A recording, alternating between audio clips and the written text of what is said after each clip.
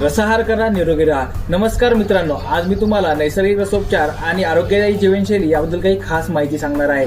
Doctor गाला यांच्या पुस्तकाने प्रेरित होऊन सुरू केलेली रसाहार केंद्राची संकल्पना आज 22 वर्षांपासून अविरतपणे सुरू आहे. निसर्गोपचार तज्ञ मयुरा ठोसर व सुधीर ठोसर यांचे मार्गदर्शन आणि आमचे संपूर्ण समर्पण कार्य यामुळे हा उपक्रम अविरतपणे सुरू आहे. स्क्रीनवर दिसणारा हा फोटो तुम्हाला या जणू संकल्पनेची साक्ष देतो. चला तर मग पाहूया आपल्या रसायनचे प्रकार.